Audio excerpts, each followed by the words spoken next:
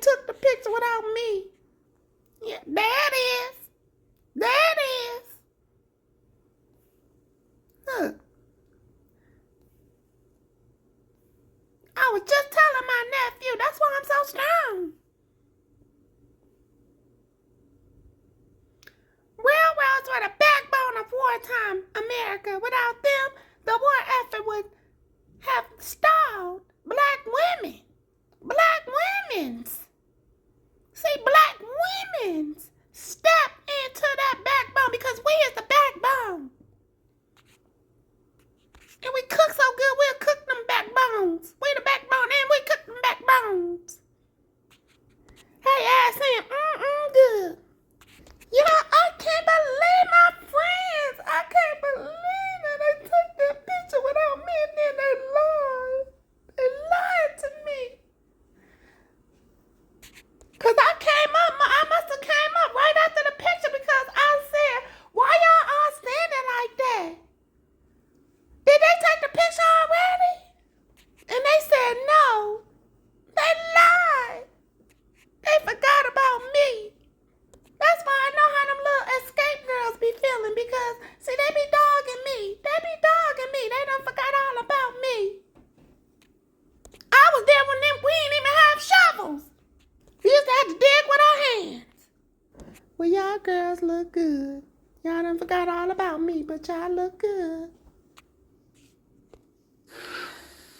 Don't let the devil make you be offended because somebody says something about black people, especially not against Obama, because he was the worst president in the history of America. Boy, shut your stupid ass up. I can't tell whether you a goddamn dog, an alligator, or a horse. Shut your dumb ass up. This the problem with a lot of you niggas in the pulpit. You're just stupid. You're stupid. Obama is probably the reason why your nasty ass granny or your nasty ass mammy even got health care. Oh, excuse me.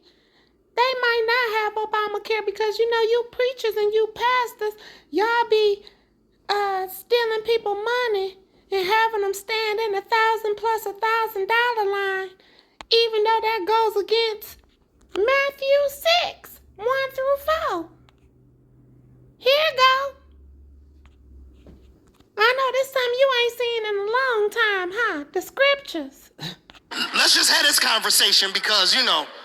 I find it mighty funny that y'all always want to have this conversation about Obama and him and the gay and the, you know, all the translenders and the children and all of this stuff. But a lot of your peers, and possibly you too, can't keep your hands off of little boys. When you gonna have that conversation? And excuse me, cause I know we talking about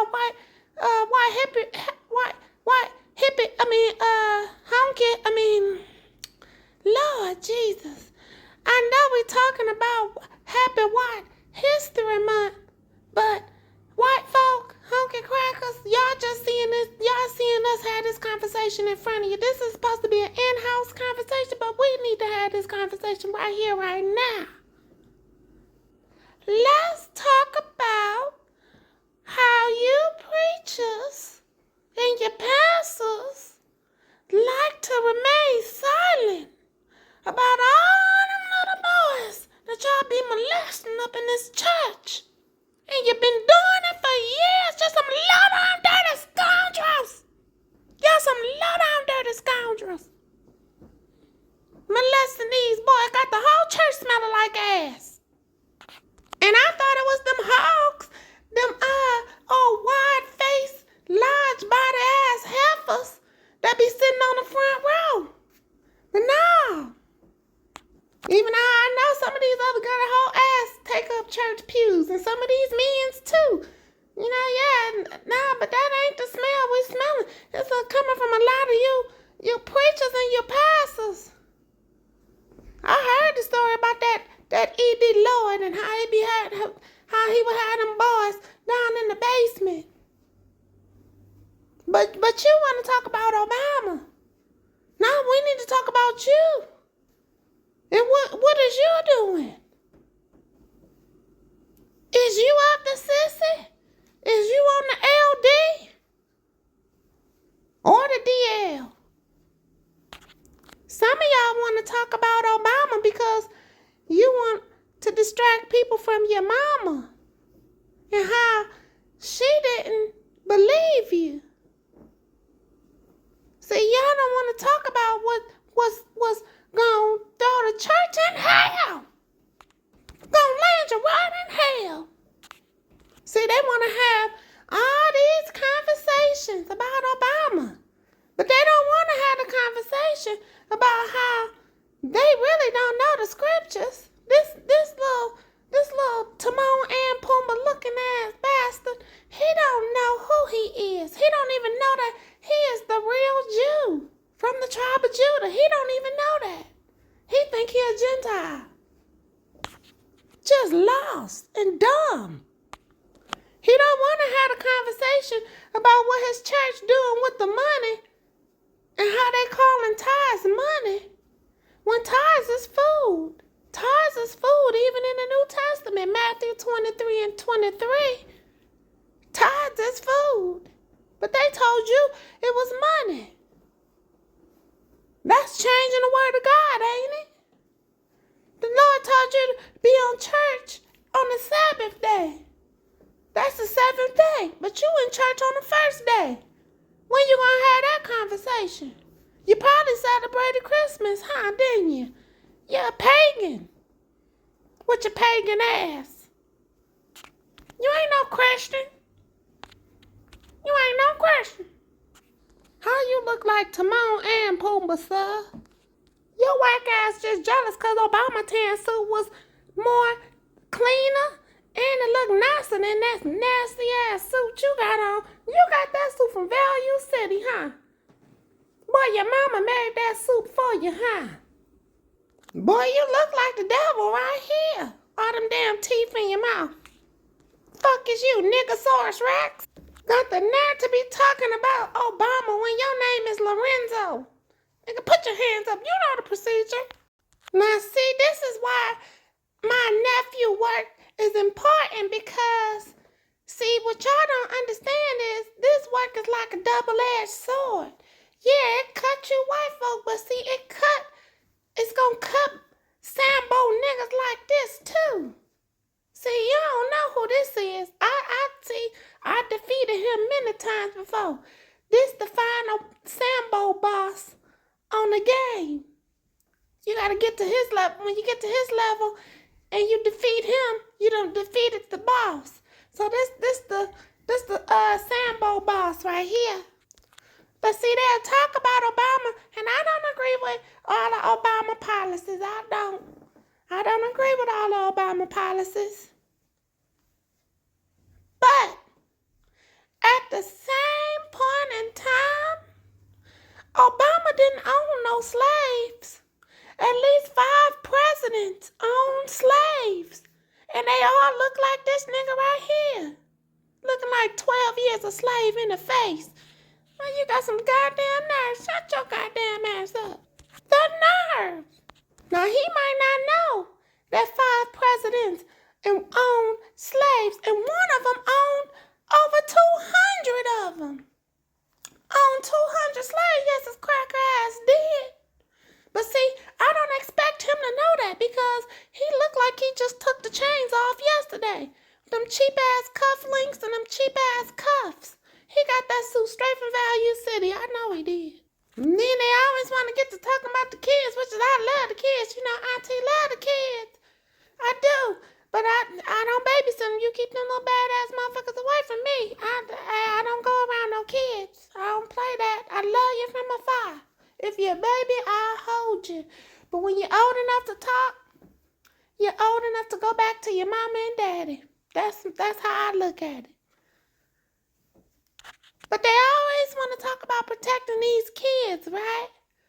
Well, a few videos ago, my nephew, He already did a video, and he told you close to 500,000 black kids is currently missing. So if we care about our kids so much like we claim we do when we get in these pulpits, then why are so many of your kids missing? And I said your kids, because I ain't got no kids. Hallelujah. Praise God. I come and go as I please. Yes, I do. Because it's my house and I live here. Yes, I said it's my house and I live here. It's my house and I live here. Y'all ready to start the show? Okay. Well, praise God for you. Here come my nephew. Listen. Whatever y'all was just talking about, I ain't got nothing to do with that. I am not responsible for anything that y'all was talking about. That's between you and her. Now, welcome to the show. And we're going to continue. What is this talking about here? If white people had White History Month, what would they celebrate? I'm teaching that because many times whenever I get comments, they say, well, why do black people have a Black History Month? Why don't white people have it? And so I thought, you know what? Let me do some research. If white people did have a White History Month, what exactly would they celebrate? So Isn't that grand how great minds think alike? I wish I could have found this at the beginning of the project. But, we'll use it. And we'll use it for this right here, right now. And so it looks like I'm not the only one that has put some thought into this. Because she said, the same thing that I said. You hear white folk often all the time talking about why do they get a Black History Month? Why do they get a month? Well, I'm taking you through and I'm showing you. let's jump into it. So because history isn't about celebration, it's really about context.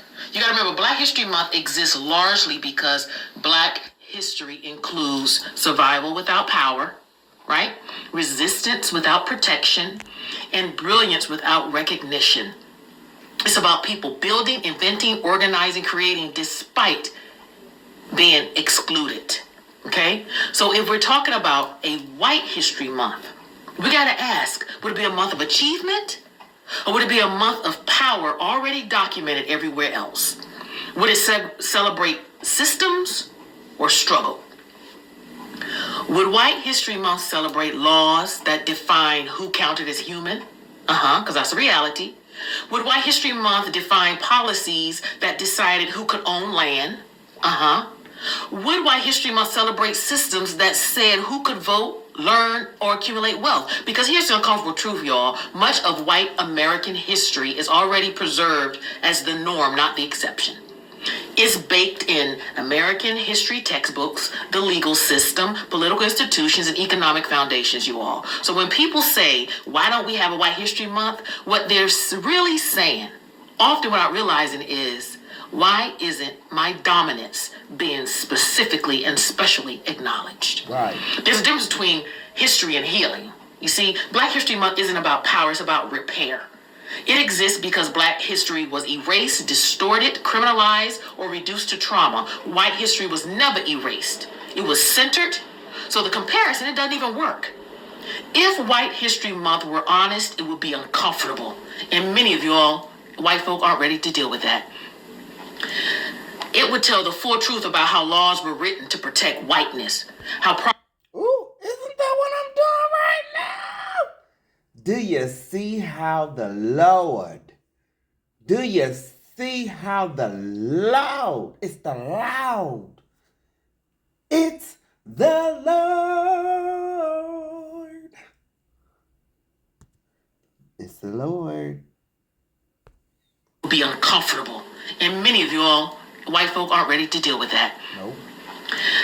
It would tell the full truth about how laws were written to protect whiteness, how property and wealth were racialized, how immigration rules shifted depending on who was considered white enough, and how entire communities were excluded by design. And here's the thing, most people don't want that true version. See, they want to be remembered. They want to be placed on the pedestal. But the project that I'm working on is going to show them. This is who you are. These are the kind of people that you are. Some of them, they're real dirty. But I would. Bitch? Who is this bitch calling dirty? Unless she ain't talking about. I hope she's talking about her people. Some of them, they're real dirty. But I wouldn't mind it if, Who is the them, bitch? Who is the them? Who is the them? I hope it's you talking about your folk. Bitch, I had to get up. Listen, Hannah. Listen. Listen, Hannah.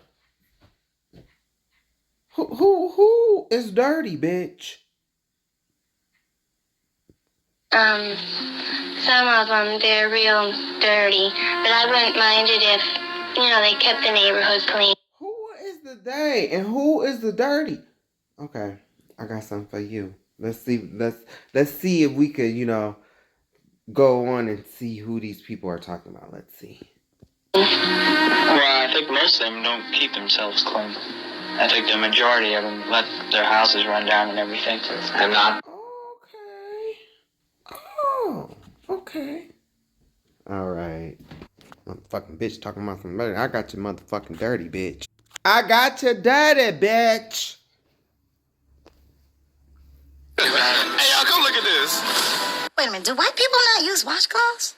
I don't know any who do. Washcloths are for poor people. Yeah. So. Yeah, I've only had one friend use washcloths, and when she would stay with me, she'd say, "Can I have a washcloth?" And I said, "I don't have washcloths. There's no washcloth. Use your hand, dummy." My children probably bathe maybe once a week. Ew. You're gross. White people don't use wash rags. They say it's poor. They use their hands? Yeah. Ew. I don't think I understand. White people don't use washcloths. Do you use What's a washcloths? washcloth? Wow, you don't use washcloth either. What do you use? I might be one of the only whites I know that uses a washcloth. What is a washcloth, though? A little tiny towel in the shower that you use soap to get the reaches of your body, not just soap in your hand. You use for your back and. Well, I use. This is another joke. White people don't wash their legs. Have you ever washed your legs? No. See, white people don't wash their legs. Ew. Wow. Now, I can't even act surprised at that, y'all, because I have heard that. I have heard a white person say they don't wash below the knee. They don't wash their legs.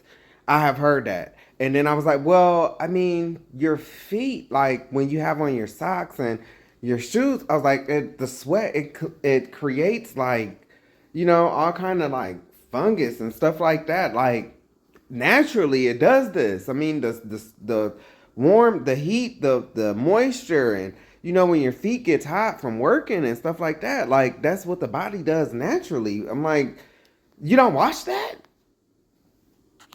No. Yeah. I don't say we avoid bathing. They said they let the soap run down. Who's dirty, bitch? Definitely not me. Bitch. Lord Jesus, I did not want to do this, but I sell oils. Who's dirty and who stink?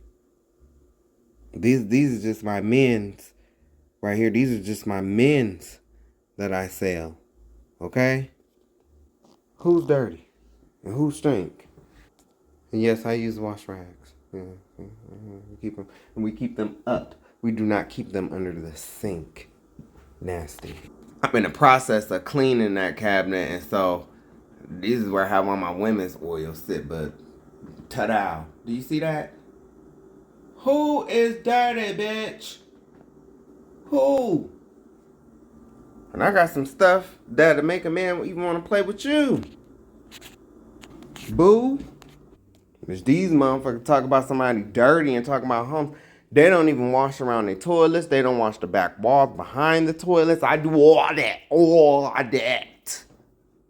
I do not play with that. But we bathe very rarely. Oh my god, I'm so happy. Legs. Wash your. Have you ever washed your legs? No, see, white people don't wash their legs. Wow. Yeah. I don't say we Happy avoid white history bathing, but we bathe very rarely. Oh my god, I'm so happy that you're talking about this. Yeah, I've had a couple of guys tell me they only use soap on the upper part of their bodies because the water washes down, so there's no need to wash your legs or feet. Bitch. Did I not just say that? Did I not just say that? I have heard, I've been working with white guys, and they have said this to me. I went to school with white guys. They've said this to me. It's gross. That's not true. It's very Do true. you wash your legs? Yes. How often? Every time I have a shower. Notice I didn't say every day. How often is that, Piggy? Do you wash your feet in the shower? No. Or your legs? Legs, barely. Occasionally, though. Below the knee. Below the knee? Not usually. I can't remember the last time I washed my feet in the shower. Now listen. Which is bad. No. Why do so many white people get on podcasts, get on TikTok, and talk about how their children don't bathe or how they don't bathe? I feel like there's something to discuss here. Do black people use washcloths? Of course. I don't know any who don't. Really? Look at this. Who knew? That bitch done discovered a whole new world. That goddamn washcloth. Girl, you are disgusting. How dare that little knot-faced ass honky talking about something. They're a little dirty. Girl, it's documented in history that your people bring STDs and diseases to the land. Like, y'all wipe out people by just sneezing on them. It's just documented throughout history that the natives had to follow you around, and they used to follow behind you with spices and incense. That's how bad y'all smelled. This discourse talking about how white people don't know how to wash themselves is really fascinating to me, and so I want to share my experience about how I actually learned how to wash and what it looked like in my white supremacist Mormon household growing up. Now, I always had washcloths available to me. They were always under the sink. It wasn't really enforced or taught. It was always in the bathtub. That was underwear?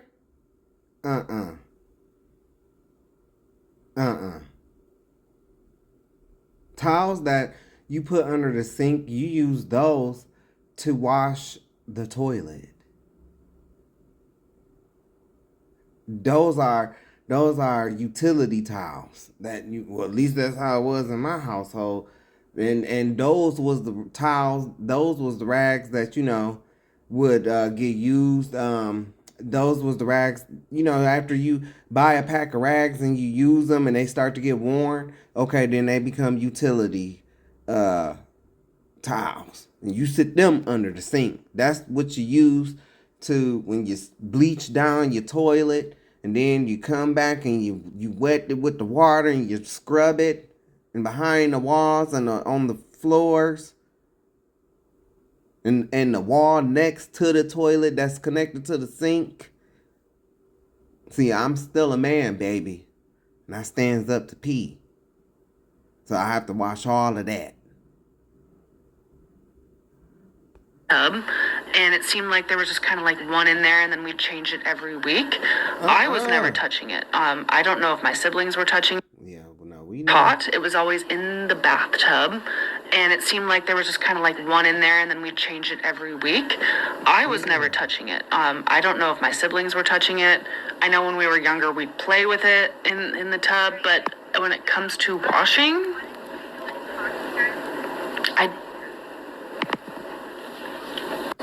the grossest thing that still grosses me out to this day thinking about it is how we would share bathwater. I had 4 siblings. We'd all share bathwater. When we were younger, it was...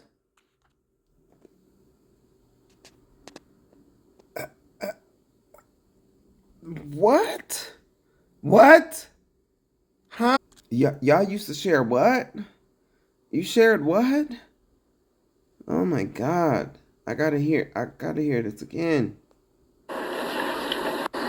The grossest thing that still grosses me out to this day thinking about it is how we would share bathwater. I had 4 siblings, we'd all share bathwater. When we were younger, it was either like 2 and 2 would go, or like after we'd each go in the last person's bathwater. The grossest thing was my older sister. We're 22 months apart. She sometimes would shower with my younger sister, and when she was like 9 or 10 years old, our youngest sister came to us and told us that, hey, there's yellow stuff in the bathwater.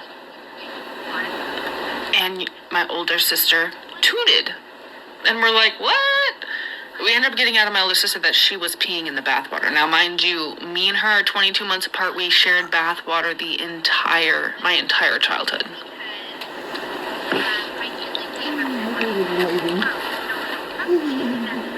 I always thought... Y'all is some nasty ass. Y'all is nasty. Y'all are nasty. You nasty. Nasty. And see, this is what you see, I am gonna go there. See, this was some of you black men's like, huh? You think she beautiful, huh? You didn't know she was taking a bath and shit. Just nasty. Water my entire childhood.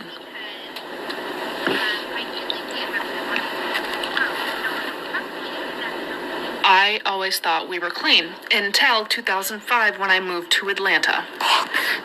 White people don't talk about cleanliness. White people don't talk about cleaning themselves. White people don't talk about lotion. White people don't talk about their hair nearly to the scale that the black community does. I went there and I was dumbfounded by how much they held each other accountable to their appearances. It's not just the appearance. See, they've relegated down to appearance. No, baby. This is hygiene. Hygiene. Bitch, you gonna appear to yourself in the house. What about when you appear to yourself in the mirror? What about nobody's around to hold you accountable? You got to be clean then too. See, black folk, we understand that. You got to be clean then too, even when nobody is around to hold you accountable. So you got to use the washcloth and you got to take a bath. What is going on? Something's wrong with you. Like something's wrong with you. Something wrong. Something wrong with you.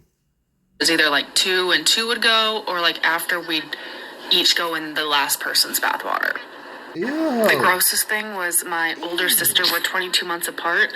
She sometimes would shower with my younger sister, and when she was like 9 or 10 years old, our youngest sister came to us and told us that, hey, there's yellow stuff in the bathwater. And my older sister tooted. And we're like, what? We ended up getting out of my older sister that she was peeing in the bathwater. Now, mind you, me and her are 22 months apart. We shared bathwater my entire childhood. That is gross. That should be child abuse. It's gross. I always thought we were clean until 2005 when I moved to Atlanta. White people don't talk about cleanliness. White people don't talk about cleaning themselves. White people don't talk about lotion. White people don't talk about... Don't forget the shea butter and the Vaseline and the body scrubs and the body butters and the body oils. Oh yeah, can't forget about the dish soap. Can't forget about the dish soap. Black folk, don't you sit up here and fucking play with me. You know about that goddamn dish soap. You know about that motherfucking Palm Olive and Dawn dish soap going in your bath water. My grannies was from the South, okay? My grannies was from the South. Their hair nearly to the scale that the black community does. I went there and I was dumbfounded by how much they held each other accountable to their appearances. Nails, hair, everything pristine all the time. And My mom, You know where you learned that from, black people? Do you know where you learned that from? You know I'm coming with it. It's because you are the children of Israel. Do you not understand that that's a characteristic? You are chosen. You are chosen above all people. You are chosen. That's why you're so clean. You judged what is clean and what is unclean through the Levitical priesthood. That was a tribe within the kingdom of Judah. You know, the kingdom of Judea, that was the black kingdom. Levi is your Haitians. Judah is your Negroes, and that includes the quote unquote sub-Saharan Africa, which that term did not come to the 20th century, I believe. Yeah, that's to give you something to chew on real quick, okay? Now, the 1950s, just to branch off a little bit, the 1950s, see, those imposters got placed into the land in 1948. Then a few years later, they came up with this term, sub-Saharan Africa. But see, these white folks today and all these historians, they love to use this term. This term wasn't even around before the 50s. What were we called before then? What was that region called before then? It definitely wasn't sub-Saharan African. That's why I don't accept that. I don't accept that. For you, when I'm teaching and stuff like that, yes, I accept, it's because I know that you will know those terms. Sub-Saharan, black, colored, quote, I will not say the two AAs. Again. I always thought we were clean until 2005 when I moved to Atlanta. White people don't talk about cleanliness. White people don't talk about cleaning themselves. White people don't talk about lotion. White people don't talk about their hair nearly to the scale that the black community does. I went there and I was dumbfounded by how much they held each other accountable to their appearances. Nails, hair, everything pristine all the time. And my mom, I felt like, was very much like that growing up. But it felt like this was like up like 10 notches. So that's kind of where I learned most of the things you should be doing, like moisturizing after you shower. I learned that in Atlanta. I know that bitch did not call us dirty. I know that she did not call us dirty. Bitch, I ain't done. Because y'all think this is a joke. Because I say this a lot. I say this a lot. And it's true. It's true. It's very true. You just don't know it, Mr. White Folk. Mrs. White Folk. You just don't know it. You don't even know your own history. You don't know your own history. But want to tell us about ours. John Doyle. You little skinny blind ass. You look like you need to go in one of these pots. When you come out of this pot, you ain't gonna be smelling like wet dog and wet goat. I guarantee you. Here it is. I don't know, needs to hear it is. White All folk. my white people, and I need y'all's full undivided attention. Because y'all some nasty motherfuckers, and I'm about to show y'all why. This picture above me is showing black people, showing Caucasians how to bathe properly. And we're going to get into the history of white people's bathing history. And oh boy, you not going to want to miss this. Check this out. And before y'all try to say anything, I need all my white people to never in your life say black people are nasty. Or smell or do anything. Because the shit I'm about to show y'all, whoo, let's get into it. Yes, the more significantly black people influenced European hygiene and introduced more sophisticated bathing and cleaning techniques because y'all were fucking disgusting. Let's get into it. Let's just get into how nasty y'all were. First of all, y'all introduced the whole whore baths to the society. Y'all would have whore baths. And this is really disgusting. Your linen practices. Instead of bathing and taking a shower like a normal individual, y'all would just change your nasty ass underwear. And I'm quoting this garment would absorb sweats and oils, protecting the outermost expensive part of the clothing. So imagine being so nasty, you had to change your underwear so you wouldn't get the outside of your clothes dirty. Let's keep going. Y'all were also taking weekly baths. Weekly, right? And this is after the Moors. It gets even nastier after this. And y'all would share it. And I'm about to get into that. Let me show y'all something else y'all was doing. Meaning y'all wasn't dumping the water after one used it. And we're going to get more into that. But let's look into these habits, man. Because this is y'all royal people. This is famous figures like Queen Elizabeth were noted for bathing relatively infrequently. She was bathing once a month.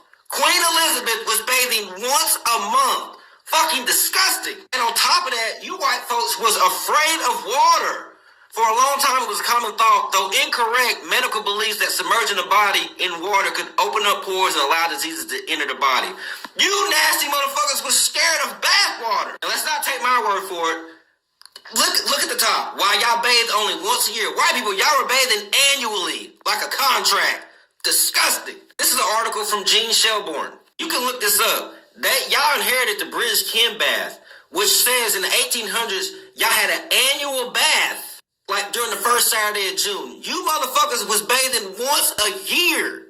And when y'all would do it, you would have your kinfolk take a bath right after you. So the water would basically be black fucking liquid. And oh my God. And this is y'all's history. It says y'all had basic sanitation. Europeans held widespread misconceptions believing bathing could spread plagues. Oh my God. Hey, white folks, never ever open your mouth about black people. These bitches is crazy. I made the conscious decision to stop washing my hands. I think when I was in college. Was it college for you? I don't know. That's when I remember it because one of my good friends from college also doesn't wash her hands, and it was like how we had that bonding experience. One day I was like, I'm just not gonna wash them. She was like, I'm not either. I don't wash my hands. I don't really trust people that wash their hands because, well, one, I don't think it does anything to actually wash. It doesn't do anything to actually wash them. I do wash if I go number 2. They didn't used to wash them back in like the way back in the day when they didn't have, and you would go to the bathroom out in the outhouse. Nobody washed their hands then, and there was less diseases. I sometimes, like, when my roommate's home, I'll have to, like, turn the water on because I'm like, I don't want them to think I'm, like, disgusting. I'll, like, text. I'll, like, turn the water on and, like, take a text break. No, and be literally, like, I'm like, when you're at work and someone that you know goes into the stall, you're like, well, I guess I'll fake wash my hands now. Bitch, y'all so motherfucking, you white people, y'all so worried about black people and affirmative action and DEI, and talking about all this college shit, but it looks like you bitches done missed lessons that was taught in fucking kindergarten. You shouldn't even made it out of kindergarten. What the fuck? We're always in the bathroom with Kate, and I'm always like, we also don't shower. The hand washing. I thought that was going to be like, everyone was going to be like, thank you for speaking your truth, queen. Everyone's like, you're fucking disgusting. that is gross. And you're not a queen. You're not a queen. Stop that. Stop that. You're not a black woman. Stop. You just proved it right there because black women wash their hands. Go on, baby. And I'm like, and I posted a video yesterday. I was like, dude, what are you talking about? Like, you say that, I had to delete it. I was like, you're really saying in the comfort of your own home, you wash your hands after you pee? No, you fucking don't. All the comments are like, yeah, I fucking do. I'm like, damn. Yeah. I really thought they were going to be like, yes, queen. And like, I think about like, my roommate see that? Does she think I'm just don't you think everyone thinks everywhere? Yeah. It's just like I just when I'm peeing, I'm just not washing. That's one thing we don't lie about. We lost friends over this though, so I get it. Hygiene is cultural, and I would love to understand the disdain that some white people have for cleanliness. Decision to stop washing my hands. I think when I was in college, I don't really trust people that wash their hands because, well, one, I don't think it does anything. No. And how they speak openly about not being clean. Shampoo on your hair, and then not touch your legs. Don't touch your legs at all when washing. Wash my legs. I think I've ever washed my legs. A lot of people saying, well, that means you don't wash your feet then. I was like, well, no, of course I don't wash my feet. Who washes their feet? I sometimes wash my feet and I sometimes don't wash my feet. I mean, unless you're a crane or a flamingo, how the hell, particularly if you're a taller person, how do you pick your foot up to wash it? Every time I make a video, I'm discovering new facets of why some people are less cleanly than others. We use clinical strength deodorant, so you don't need to reapply during the day, ever. In fact, if you don't take a shower the next day, you're still covered. We also share razors, and we also share loofahs. Whoa! Whoa! Whoa. Bitch, you are nasty. You're nasty. Ew. Disgusting. Mind blown that all of you people out there are... Mind blown that you just said that shit on camera like this. Like, what is wrong? Do y'all see these people are... How do you not see that they don't come from the caves? This is where they come. They come from the caves. This is cave behavior. They only washed after they ate. The people. I told you. Vance and Marjorie Taylor Greene and Pam Bitch and, you know, Donald Trump, and they all came from them wrong turn mountains. And they used to eat people every 23 years that they got to eat. And that's the only time they wash. Getting different loofahs, different towels, different body washes. I have never in my life ever considered sharing hygiene products with my siblings. I have 5 brothers, or my dad, or my mom. We don't share things like toothbrushes, deodorant, loofahs. With their dog? Ew. No, you can't do that. But like... Yeah. And when you get into the history of hygiene and how different cultures are hygienic around the world, I think white people don't even realize that they're less hygienic than other people. Then do you wash your sheets and towels? I never wash my towels. I just always forget. By the way, when I say never, I mean once a month. How many times do you use the same towel? The whole time. I only have 2 towels. Wow. Wow. I live by myself and oh my God. Because you'll be hard pressed to find a black person, a Latino person, a native person, a person from South America come online and say, "Oh, I don't bathe my kids. Oh, I don't change my towels. Oh yeah, we swim in the lake. We swim in the pool now. That's bathing." That's not true. I don't know. All my friends don't wash their feet. Yeah, it's but pretty common. I feel like it is Do you wash your feet or do you not? Okay, Yes. no. Clarify it. All right. Do you do you scrub your feet with either a loofah, your hands, a washcloth, or when you're washing your body, do you just let the water and soap run on your... All in all, Do you see that as a common thing? I've heard this in person, not on a video, in person, live in person. He was telling me this to my face. He said this shit. He just lets the water run down his legs to his feet. Y'all are gross. Gross. hygiene is 100% cultural, and that's why y'all skin be looking like that. That's why y'all skin be looking like spoiled milk. I'm serious. if you're offended by any of these videos, you can't be offended by me. You have to be offended by the words that are coming out of the mouths of your fellow Caucasian brethren. Soap when you have a shower. Like when you have a shower, I put soap in my bits, in my underarms, and that's all. My upper back has never been washed with soap. Wow. You guys are the ones coming online offering up information about how you don't. I don't give a fuck if you offended. Bitch, go swallow a landmine. Shower, and how you're trying to normalize these practices. It's not normal to let your dog drink from the same cup as you and then let your dog tongue your mouth. It's not. Yeah, that good? Yeah, that good? Yeah. to so not gross. put soap on your body and then boast about it. I don't know. All in all, what I'm saying is hygiene is cultural. That you can take that definition and run with it because it is. Every culture has different practices in how we bathe and shower. And Oh, I get it. Because y'all have no culture. So that's why y'all don't know how to bathe. Because y'all don't have no culture. But stealing and robbing, raping, pillaging, all the stuff that you used to do in the caves from the Wrong Turn movies. Oh, okay. I get it. I get it.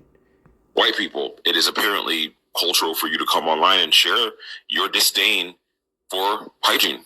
I just want to shout out my people, and hopefully through my videos, you will start to see how we have all had a mission.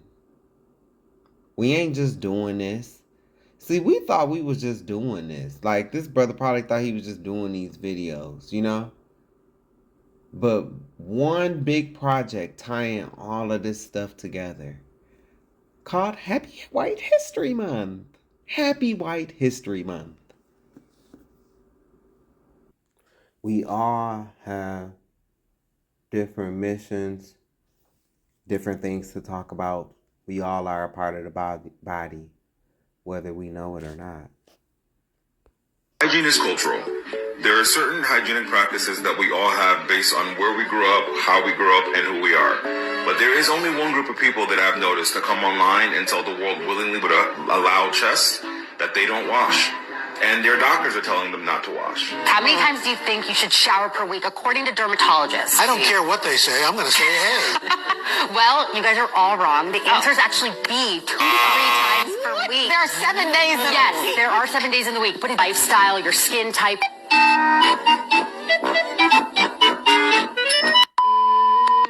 Shelling out $1. My family and I all share one tub of water a day. We don't have cooties. We're never that dirty. It just makes sense to use the same water. No, ma'am. No, ma'am. No, ma'am. These happy birthday buddies. Yeah, they're good. Yeah, they're good.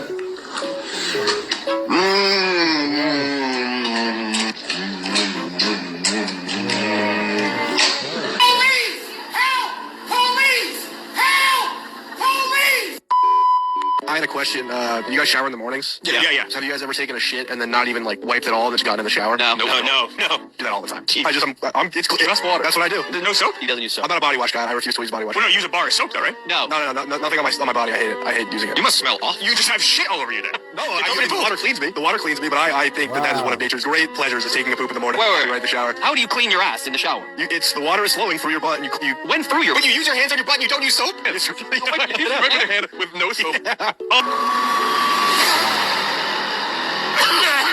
You are a nasty bastard. Gross. So I've never washed my legs. I think I've ever washed my legs. A lot of people saying, well, that means you don't wash your feet then. I said, well, no, of course I don't wash my feet. Who washes their feet? Do you wash your feet? Yeah. Unless you're a crane or a flamingo. How the hell, particularly if you're a taller person, how do you pick your foot up to wash it? I don't get it. What is going on? What is going on? Martin, do you wash your legs when you're having a shower? It's a much debated subject in my house. Much love, Jade. Now and again, not all the time. I wouldn't say it's like the first thing a day. Do you? Broken. Bath and shower days are Sunday and Wednesday. If you need a bath in between that, then absolutely. But otherwise, that's good enough. Sis, you're going to jail! Okay, so how often do you take a shower? A new study says a daily shower is not necessary. In fact, they say it Y'all see the way Terrence was looking, right? Right. Exactly. could increase your risk of an infection. All right, so this is according to researchers from Columbia University. They do know that. All right, y'all. So we are going to pick up where we left off, and we just gonna read, and we just gonna read until I can't read no more. You done got your entertainment. And remember, I ain't passed around no collection plate. And I ain't ask you for a dime, but I do thank you for your time. So we're picking up at 68 and 69. New Orleans Massacre, 1866. New Orleans Dock Workers Riot, 1894 through 1895. Okay, New Orleans Massacre, 1866. Let's see the little picture they got here for a little kid. Yes. Riot in New Orleans. Look at that.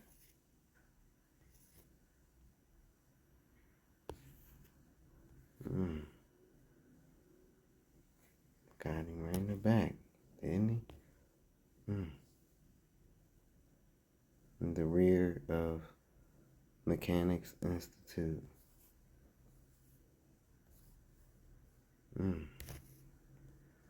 At least they got one of them. The New Orleans Massacre, also known as the New Orleans Race Riot, occurred on July 30th, 1866. While the riot was typical of numerous racial conflicts during Reconstruction, and the Reconstruction period is after the Civil War, when they, quote unquote, got rid of slavery, or so they thought. Well, it was a period in time where they had to pretty much get the army to, stand guard, and keep the white people from making us slaves again. So that's what the Reconstruction was. It was a period that only lasted, some people say it lasted 10 to 12 years. Some people say it lasted about 6 to 7 years. It just depends on who report you go with, child. During the Reconstruction, this incident has special significance. It galvanized national opposition to the moderate Reconstruction policies of President Andrew Johnson and ushered in much more sweeping congressional reconstruction in 1867. The riot took place outside the Mechanics Institute in New Orleans as black and white delegates attended the Louisiana Constitutional Convention. The convention had reconvened because the Louisiana state legislature had recently passed the black codes and refused to extend voting rights to black men. See, this was during the Reconstruction. They were still trying to do little shit like passing the black codes, trying to keep black men from voting. Which is another reason why they even came up with the Electoral College. I think I remember I talked about the Electoral College before, and I want to say they came up with the Electoral College like maybe a year to 3 years, and I'm only using that loosely because I talked about this a while ago, so I can't exactly remember the exact number of years. But it was right before we got out of slavery. That's when they enacted the Electoral College. See, it was a way to still keep the vote so they can keep control of the vote. Also, on May 12, 1866, 4 years of Union Army imposed martial law ended, and Mayor John T. Monroe, who had headed city government before the Civil War, was reinstated as acting mayor. Monroe had been an active supporter of the Confederacy, of course. As a delegation of 130 black New Orleans residents marched behind the U.S. flag toward the Mechanics Institute, Mayor Monroe organized and led a mob of ex-Confederates, white supremacists, and members of the New Orleans police force to the Institute to block their way. The mayor claimed their intent was to put down any unrest that may come from the convention, but the real reason was to prevent the delegates from meeting. Do you see how they'll come out and say one thing, but they really there to cause trouble? Even today, when there's peaceful protest, these police, they come out, they agitate, they start shit. Then when they get their asses whooped, they run, As delegation came to within a couple of blocks of the Institute, shots were fired, but the group was allowed to proceed to the meeting hall. Once they reached the institute, the police and white mob members attacked them, beating some of the marchers while others rushed inside the building for safety. Now the police and mob surrounded the institute and opened fire on the building. See, they don't care about their own buildings. They only use that stuff as a taunt to us. But they themselves, they don't care about these buildings. You have to understand, these people, they don't care. None of that democracy, the Constitution, all this patriotism stuff that they talk that stuff to us to use it against us. But when it's them, when the mirror is shined around on them, when they doing their stuff on January 6th, you will see they don't care. They just use it against us. Now, the police and mob surrounded the institute and opened fire on the building, shooting indiscriminately into the windows. Then the mob rushed into the building and began to fire into the crowd of delegates. When the mob ran out of ammunition, they were beaten back by the delegates. Right. That's why they need their guns. Hand to hand, they're nothing. They need their weapons. The mob left the building, regrouped, and returned, breaking down the doors and again firing on the mostly unarmed delegates. As the firing continued, some delegates attempted to flee or surrender. Some of those who surrendered, mostly blacks, were killed on the spot. Those who ran were chased as the killing spread over several blocks around the institute. By this point, both the rioters and victims included people who were never at the institute. Black people were shot on the street or pulled off of streetcars to be summarily beaten or killed. By the end of the massacre, at least 200 Black Union War veterans were killed, including 40 delegates at the convention. Altogether, 238 people were killed and 46 were wounded. Oh, but reverse racism, right? The riots' repercussions extended far beyond New Orleans. Northerners, angry over the violence, helped the Republican Party take control of the U.S. House of Representatives and the U.S. Senate in the congressional election of 1866. That Republicans controlled Congress subsequently passed the Reconstruction Acts of 1867, a series of measures that called for army occupation of 10 former Confederate states and measures that ensure voting rights for Black people. See, this is what I was talking about. Meanwhile, martial law was immediately reimposed in New Orleans after the riot, and Mayor Monroe and other city officials were forcibly removed from office for their part in the massacre. The New Orleans dock workers riot. Newspaper account on the dock workers riot. The 1895 New Orleans dock workers riot was a racially motivated attack on non-union Black dock workers by white dock workers and their sympathizers.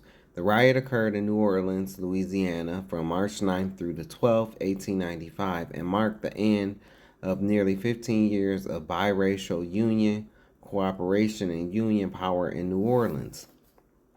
The riot also left 6 Black laborers dead and many others wounded.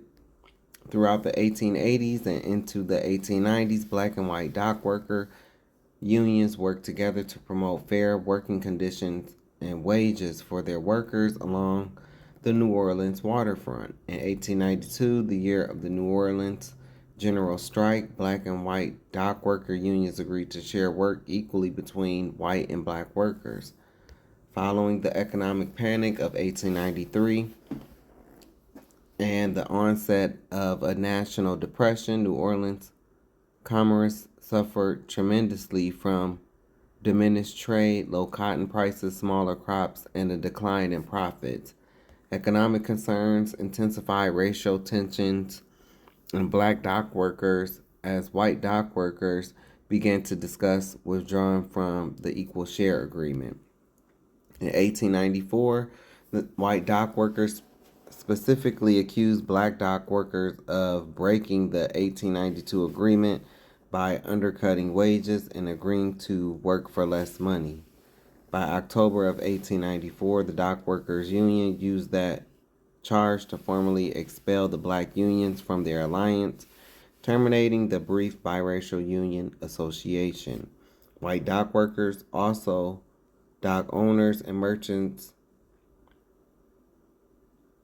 into hiring white workers only by refusing to work alongside black dock workers. Rioting first erupted on October 26th after black workers were hired to replace striking white workers on some docks. So I'm guessing somebody talked somebody into only hiring white dock workers. That's what this was saying. In December 1894, the original 50-50 compromise was reinstated, but racial antagonisms remained as white unions, attempting to maintain a racially dominant position, did not give black dock workers an equal number of jobs, and black workers fearful of racial violence and unemployment and encouraged by Booker T. Washington to abandon their interests in unions and strikes became increasingly disillusioned. Many of them were now willing to work non-union jobs, both on and away from the docks, that paid far less. As a result, an all-black, low-wage enclave developed that competed in a race-to-the-bottom bidding war in wages with white unions. In March 1895, the bidding war between white and black laborers erupted into violence. On March 9th, nearly 500 armed white men looted a black dock workers' storage house, destroying half of their equipment. So it's fine when they do it. It's fine. It's okay when they do it. And you think that these people haven't learned from what they watched you do to them. And then when you see them doing it today, it's all, you don't have to loot. And, or where was that spirit at when y'all was doing this shit to us? 2 days later, 2 coordinated attacks by several hundred armed white men on black laborers left 6 black dock workers dead and many more wounded. On March 13th, Louisiana Governor Murphy J. Foster dispatched the state militia to protect commerce and property and allow the black dock workers to continue working. Although peace prevailed, racial tensions along the New Orleans docks remained strained for years. The Opelousas Massacre, 1868. The Opelousas Massacre, 1868. The Opelousas Massacre occurred on September 28, 1868, in Opelousas, St. Landry Parish, Louisiana. The event is also referred to as the Opelousas Riot by some historians. There is debate as to how many people were deleted.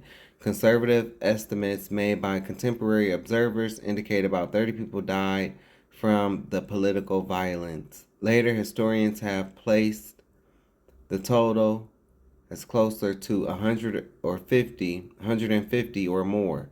While most Reconstruction-era violence was sparked by conflicts between black Republicans and white Democrats, the initial catalyst for the massacre was the attempt by some Opelousas blacks to join a Democratic political group in the neighboring town of Washington. Oh my God. Okay. So, during this time, 1868, you know how the Democrats are the Democrats today and the Republicans are racist today? Well, it was flipped during this time. See, it was flipped. See, Democrats, they always been in the South, but they were, they used to be white because the Democrats was in the South and, they believed in slavery. During some point in time, it's like roles got reversed. Things were switched. And a lot of those races Democrats became Republicans. Okay, I'll put it to you like this. Mitch McConnell is a Republican today. And we all, as black people, we all know what his Jiminy Cricket looking ass, think about us. During this time, he would have been a Democrat. He would have been a Democrat. And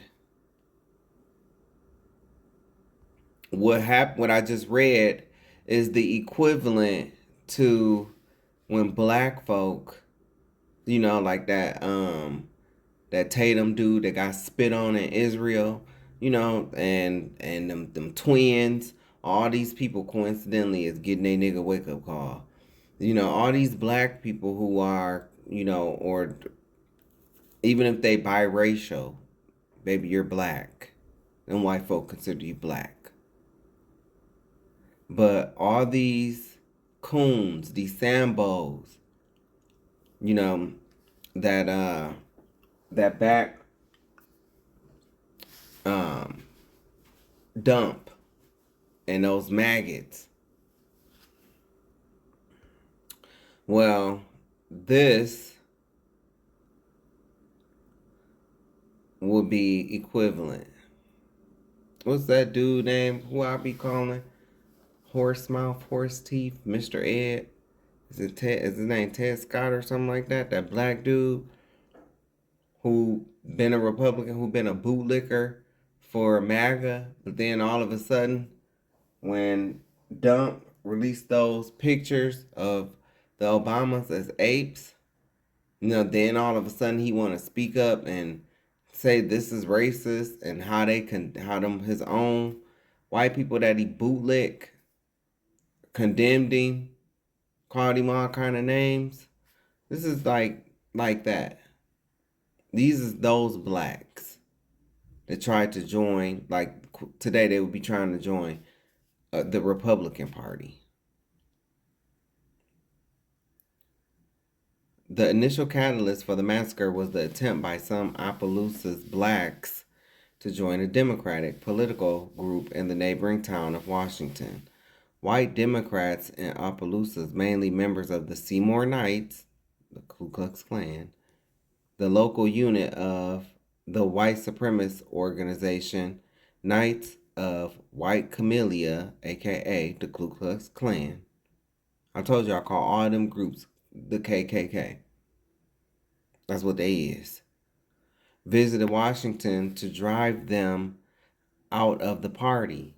In response, Emerson Bentley, an Ohio-born white school teacher and editor of the Progress, a Republican newspaper in Opelousas, wrote what many local whites thought was a racially inflammatory article describing violence that the Seymour Knights had used against the black Democrats in Washington. Bentley argued that such violence should persuade the blacks to remain loyal to the GOP. Shortly after the article appeared, Bentley was assaulted, whipped, and severely beaten by a group of whites while he taught his class. Bentley fled, literally running for his life for nearly 3 weeks before escaping back to the North. Meanwhile, numerous reports circulated that Bentley had been killed in retaliation for his article. His mysterious absence was enough to support rumors of his death. Black Republicans urged retaliatory violence on the Knights, who in turn viewed this as the beginning of the long-anticipated inevitable black revolt and race war. They've been wanting this. They've been wanting this. They want a race war. They want a race war. That's what they want. And you just watch. In the end, they think they're going to be victorious. In the end, they're going to get their asses handed to them. And they're going to sit there and wonder, how did they do it? God, dummy. God. The Knights of the White Camellia mobilized thousands of members. Both sides were armed and prepared for conflict as they gathered in Opelousas. It's unclear as to who initiated the battle that began on September 28th.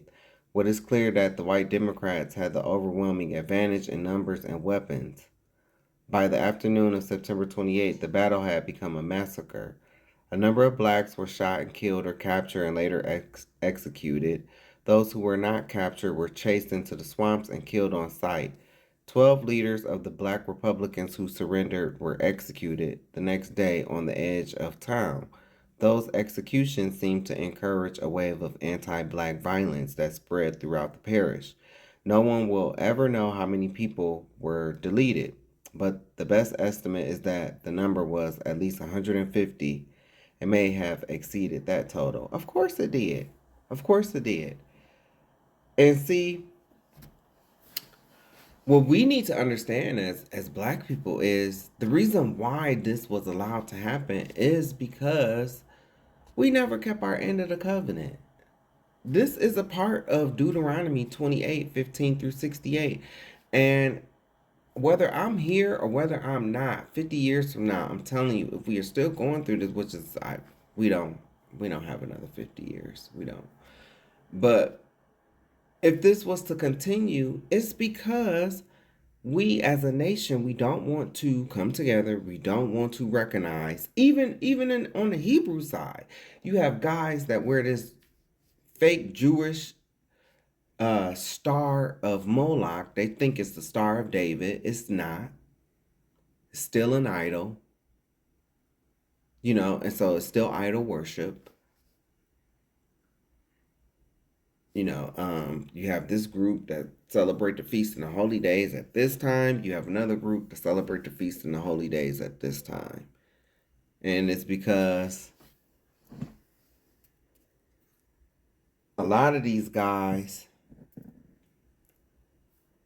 they want to be seen as something. See, they've never been seen as, anything. And so they want to be known to their peers as, well, I did this, we brought this, and stuff like that.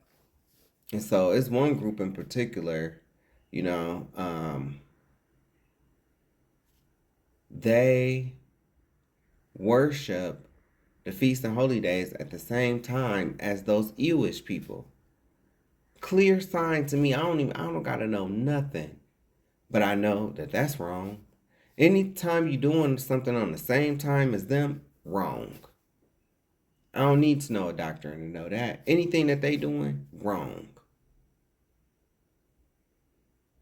And I thank GOCC for having the correct times, the correct calendar, and I learned that from them, the feast, the holy days, how the 364 day year work, the cycle, 52 Sabbaths, 52 weeks in a year.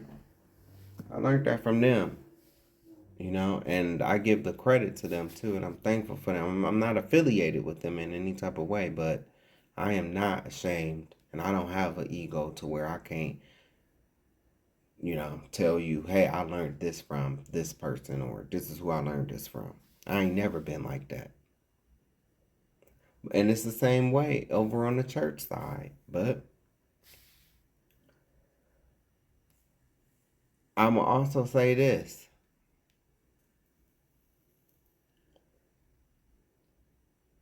It's going to come a point in time where they're going to try to do this again. And one of those times,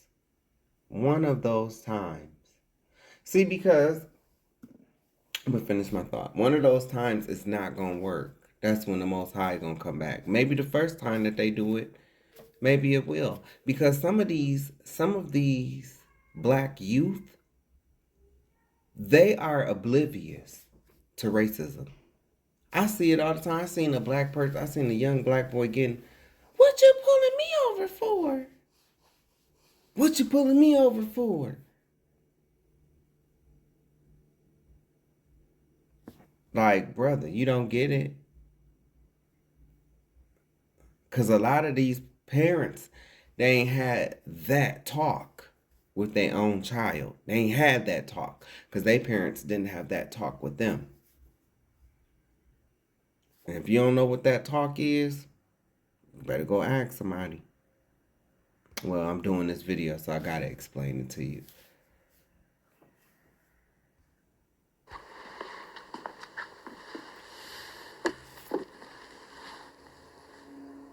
Dear child. Dear child. Dear child. The reason we have to have this talk is because you are a black child in America.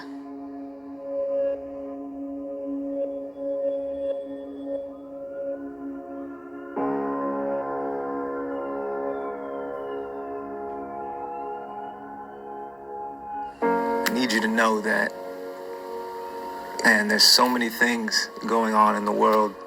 I won't lie to you, you're going to see some things that are going to break you down. It's going to hurt. I know how hard it is for you to see yourself in the place of Tamir Rice. So I need you to always be prepared and always be on your guard. And it takes away from you being a little kid, I know. But I'm trying to protect you right now. If you are approached by police, just stay calm. Don't fight back. Don't give any rebuttals. You have to understand, if you want to stay alive, you have to do what they say. Because it could be the difference between me seeing you again and not seeing you again. Sad to say, sometimes it may not even work. I'm just gonna be honest. It may not work at all. I'm sorry. I know it's tough. And I know it sounds really scary. But it's not your fault. We live in a society that is geared that we do not succeed. It is put together, it is constructed in such a way that we fail. And you have to be greater than all of that. Always stand with your head up and your shoulders back and be proud, and you are a warrior. Always know that you are intelligent, beautiful, bright, and you have a future. You have inherent worth in this society. And above all else, you're my son. Regardless of what happens, because I don't know what's going to happen today, tomorrow, whatever, just don't change. Don't change and be proud of who you are. I love you with all that I am. I will teach you how to walk in this life. You don't have anything to be afraid of. We'll get through this, and don't you ever, ever, ever blame yourself for what others do. I love you. I believe in you. And I believe that others, just like you, who hold on to their light, together, you all will change the world. These are conversations that we have to have with our children about you people. I myself was taught when you go in the grocery store, you get a bag. Get a bag for, even if it's just, you just buying a little pack of gum, get a bag. So whoever in the store won't think you stole what you purchased. And I bag everything. Except for like if I'm buying a watermelon or something, I can't bag that, but everything. I bag everything. The stuff that y'all don't put in bags, like you know how when you buy your laundry detergent, those big Tide things, I bag it. I bag it.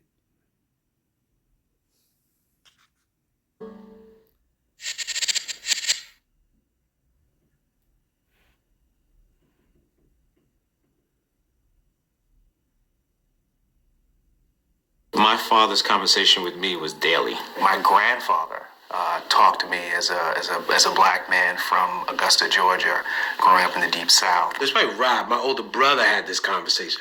But then it's more of like, you know, wear a condom, do this. You know, it's like little man lessons. When a cop pulls you over. When you get pulled over, not if you get pulled over. At some point, you will get pulled over.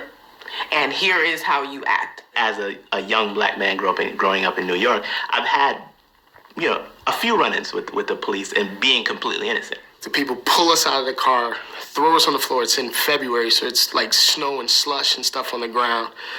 Put their knees in our back, put the guns to our head. As I'm putting my hands on the steering wheel so I don't make the police nervous, I realized how nervous I was. And then I realized my children were nervous. The thing that people say is you have to talk to him before he experiences racism himself. But when is that? He is going to turn into a large, scary black man. And that's not who he is, but that's how he will be perceived. I know what this kid's going to look. He's going to look like him. I know what he's going to look like. I'm a large, scary black man. You are a large, scary black man, okay? That's a problem in and of itself. And that's a problem. I am not large nor scary. But I can't do anything with that. I'm sure. Anyway, go ahead. It's frightening, and I'm being very light when I use the word frightening. If something goes wrong, your first line of defense, the parents not being there, is to go to the police. If you're Caucasian. So, right. Yes, that's what you teach your children. Unfortunately, it can't work for black children, right? It doesn't mean that every police officer is inherently a bad person. But what it does mean is that the police force, that institution, does not look out for your best interests. There's this unspoken code of racism and white supremacy that says that my life does not matter. You can put your hands up and say and cooperate and say that I'm choking and still be killed, and then there's no repercussions. It's maddening. I get so frustrated and angry about having to prepare my kids for something that they're not responsible for. And these are conversations that people of other races do not have to have with their children. The conversation with him was really just, look, you're a beautiful young boy. Being an African American is a wonderful thing. It's a wonderful blessing. You have come from great people, but it's also a hard thing. In America, because of your skin color, as a black boy and as a black man, we are going to be dealing with a lot of danger. Under no circumstance are you to talk to the police if you're arrested until I get there. Do what they say. Don't get into any arguments. Make sure your hands are out of your pockets so they can see. These are the questions you can ask. This is who to call. This is what happens if this bad thing. It's not like, please, master, don't whip me. No, it's like, excuse me, sir, what is your badge number? I'm going to film this. If you want police brutality to stop, if you want police to treat you like a human being, then you have to see yourself as a human being. You have every right in this world that anyone else does. What I love about you as my son is I remember when we thought about having you and, knowing that we wanted you and watching you grow. You are the Muhammad Ali, you are the Malcolm X, you are the Martin Luther King. You are an amazing young man, and the future is yours. And I will do my best to make sure you're safe. That's it. I love you. All right. Just wanted to say that through this, you can tell that we have lost our identity. See, we relegate this down to skin color, and it's not just skin color, because Indians are the same color as this man and me. I'm not natives. Natives are too, but I'm talking about the Indians with the dots on their forehead. And they don't, get treated like we do. It's deeper than skin color. It's deeper. It's the spiritual. Even if these people, some of these white folks, they might not know who we are. They might not know who they are. But they know you black. And that black leads to somewhere. All right, so moving on to number 72. Pulaski, Tennessee race riot of 1868. Here we go.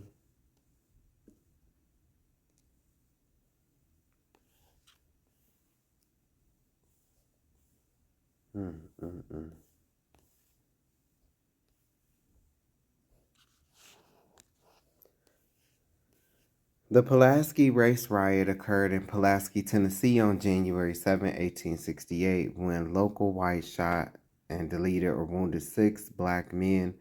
The origin of the riot was a conflict that began with 2 men with the same first name, Calvin Carter, black, and Calvin Lambeth or Lambert, white. During the previous summer, Carter and Lambert had a disagreement while transacting business. According to the Pulaski Citizen, the dispute ended when Lambert thought it proper to expel Carter from the house with a kick. Tensions reemerged around January of 1868 in the Freedmen's Bureau report written by Sub-Assistant Commissioner Michael Walsh. The feud between Carter and Lambert was reignited by an issue involving Lucy Reynolds, a local black woman. Reynolds, described by Walsh as a strumpet, was having an intimate relationship with Lambert. Carter disapproved and threatened to whip Reynolds if she continued to visit Lambert. Another black man, Whitlock Fields, was also present when Carter issued his threat. Lucy Reynolds told Lambert about the threat, and Lambeth responded by vowing to kill Carter. Now, he should have minded his business and let that old hussy go ahead and be with that white devil. That's what he should have did. Let that hussy be with that white devil. And then see, because this is, and I say this to this day. When they show you them they horns, when he show her his horns, they'll come back crying. And then that's when you ignore their ass. Never engage. Never engage. When it's that, never engage. Nope, don't even give a I told you so. Nope, don't even do that. Look at that hoe like she crazy and walk away. And you can get mad all you want to, I don't care. A lot of y'all date them because you think that that's your financial ticket way out of here. And I'm not saying that that's all black women who date white men. I'm not saying that about all of you, because I've seen some where the black woman was actually the breadwinner. So I've seen that. But majority of the time, it's not that. It's not that. So much I seen a Facebook post, I was cracking up. This white man went viral because he was telling black women that they was wrong for seeking white men out for a financial meal ticket. It was his post, not mine. So don't scratch at me, because I'm going to blow fire back at you. But that's what he had posted. And so in my opinion, he should have let this hussy go ahead and be with that white devil. Then when he whoop her ass, and she come see y'all, because y'all going to be standing out in the store, she going to come see you and she going to come running. That's when you ignore her. Her women in the wishing going to kick in. And she going to know, nah, you went out there to play with them white devils. That's what you get. Don't come back looking for protection here.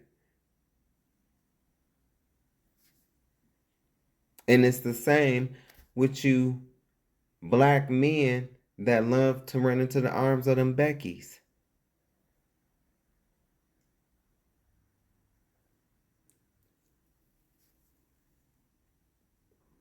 Some of you men are disgusting. You know, you engage in adulterous acts, and you know you do. Because, see, you'll go screw a white woman, and she has a whole husband, but her husband can't satisfy her. So they allow you to come in and screw her, and you think, you know, you just getting a piece of booty. No, you are still acting as a breeding slave. You still acting like a breeding slave.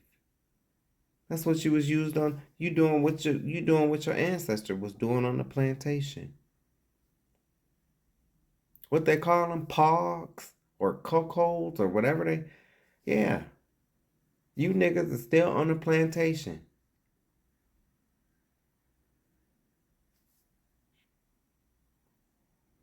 And so if that white man and that white woman is married, you are committing adultery with that woman, fornication, adultery. That's what you tied into. Know where you going, right? Right with them. Right with them. You'll be there. He should have, let this hussy go on. At about 9 a.m. on January 7, Calvin Lambeth arrived at a grocery store with a blunt weapon or a stick looking for Calvin Carter. John Carter, a black man, owned the store. Not finding Calvin Carter there, Lambeth returned to the store around 1 p.m. with 3 white men. Armed with pistols, the 4 stood in front of the store until dispersed by a constable, first name unknown, Imit. At around 1:30 p.m., Lambeth returned alone, still armed and intending to confront Calvin Carter. Whitlock Fields then called out to Carter from a neighboring house, warning him of Lambeth's approach. Lambeth then fired at Fields, and Fields fired back, but neither was struck by the pistol exchange. Once the firing began, about 18 white men emerged from their houses with shotguns and pistols and joined Lambeth in the street facing the grocery store. Calvin Carter and 7 other black men were inside the store. By this point, police chief, first name unknown, Malone was on the scene and tried to resolve the disturbance, advising the black men that they would be safe if they would keep quiet. Following Malone's advice, the black men huddled together toward the rear of the store. Next, the white mob that had gathered rushed the store and fired on the huddled men. One victim, Orange Rose, was mortally wounded. 3 others were severely injured: Calvin Carter, Ben Nelson, and Tom Butler. John Carter and another man was slightly injured. The 18 perpetrators included Calvin Lambeth, John Kennedy, James Taylor Jr., Sterling Payne, Robert Moore, Black Richardson, May Ezel, Percy Black, Ed Black. All were arrested and placed under bonds of $1,500. Walsh concluded the men were members of the Ku Klux Klan, founded in Pulaski and 2 years earlier in 1866. Fucking crackers. Fucking dumbass. Nigga. Opening his mouth, and then you got these other people injured. Like I said, let that hussy go on. I'm telling y'all, I've been around the block, seen a few things, and a lot of the times it's like this. Most of the time in this interracial relationships,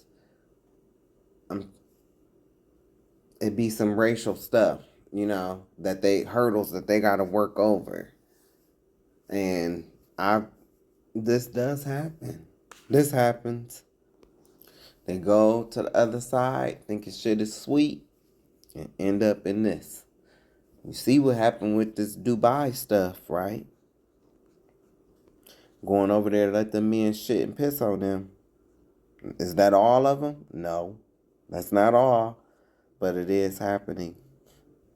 Number 73 and 74, the Camilla Massacre of 1868 and the Carroll County Courthouse Massacre of 1886.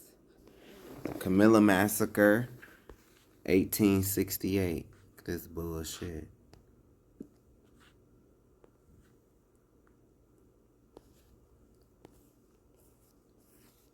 This don't look like they come from the caves. That's a cave beast. Right there. Look what they got on the ground. You look like one of them people that vote for Trump. Another cave beast. A reptilian. The Camilla Massacre was aftermath of a political rally in Mitchell County, Georgia that ended with numerous participants killed and wounded in the town courthouse square. Following the Georgia Constitution of 1868, 33 black men, all Republicans and often called the original 33, were elected to the Georgia State Assembly during the early years of Reconstruction. They were some of the first black state legislators in the United States. After the election, the white Democratic majority in the legislator conspired to remove all black and mixed race members from the assembly. The original 33 were subsequently expelled on September 3, 1868. Southwest Georgia Representative Philip Joyner, one of the expelled members, made plans for a march and rally to be held on the courthouse square in Mitchell County, roughly 25 miles away, to protest the expulsion. The march began on the morning of September 19, 1868 in Albany, Georgia. In each passing town, more people joined the march until there were almost 300 men, both black and white. They carried guns and weapons with them into the town of Camilla and were met by local Sheriff Mumford S. Poor and a citizens committee. Poor warned the participants to surrender their guns or they would be met with violence in the town square, even though it was customary and legal to carry weapons at the time.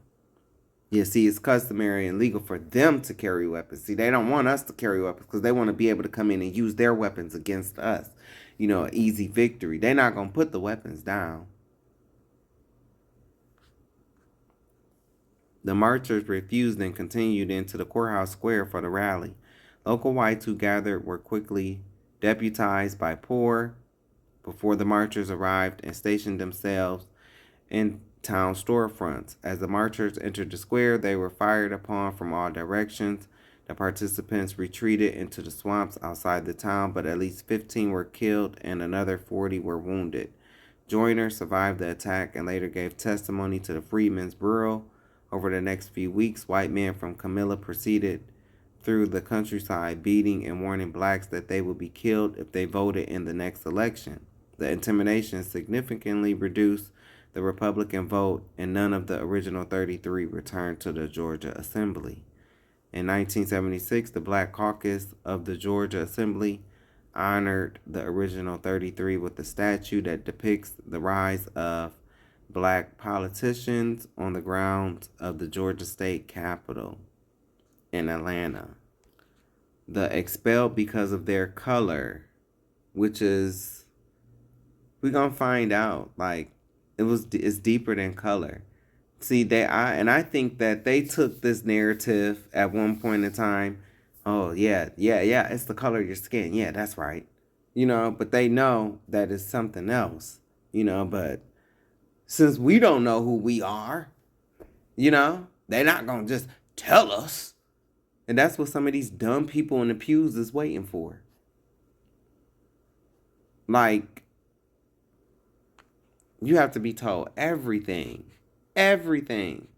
Grown ass people got to be told everything.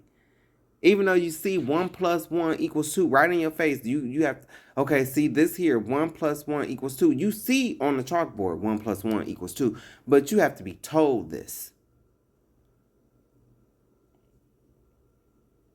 Thanks, social media.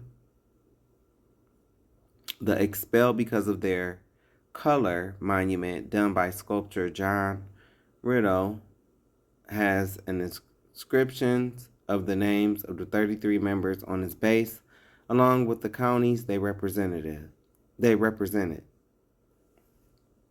These are they.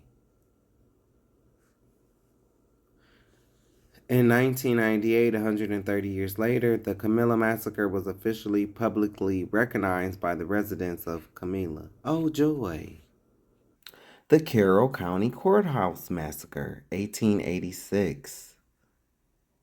Carroll County Courthouse, Carrollton, Mississippi, 1878.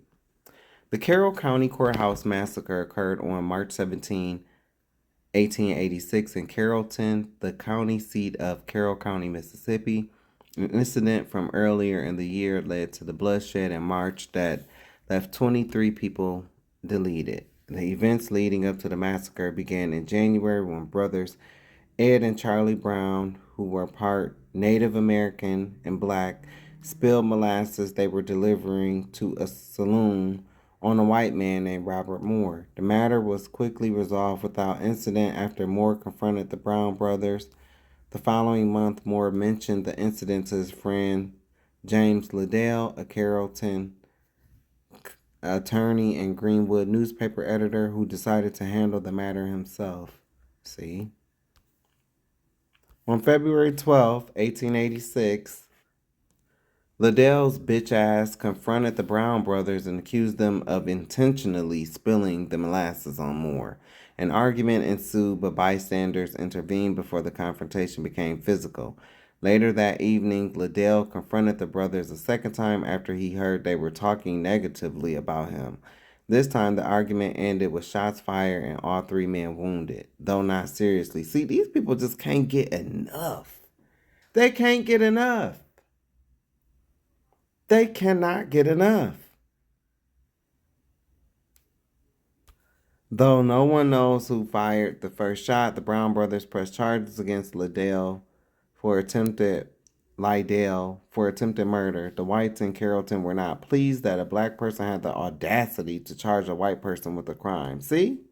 This is where they get that, though they haven't proven anything to me. See, because they think that they can't do any wrong. Like, they think they can do whatever to us. They think they can say whatever to us. This is where that attitude stems from, right here. The whites in Carrollton were not pleased that a black person had the audacity to charge a white person with a crime. Y'all very existence in America is a crime. On March 17th, 1886, the day of the trial, over 50 armed. I see why now. I see why. I see why they so antsy. And, I see why some white people will even say, shit, if I was y'all, I would have been went crazy. I see it. On March 17, 1886, the day of the trial, over 50 armed white men stormed the courtroom and opened fire on the Brown brothers and the other blacks in attendance. Some blacks tried to escape by jumping out the second floor windows, but were shot by armed white men waiting outside the courthouse. Both Brown brothers were killed along with 21 other blacks during the massacre. It is unknown how many others died later from bullet wounds. All victims of the Carroll County Massacre were black. No whites were injured. Reverse racism, though, right? Black fatigue, though, right?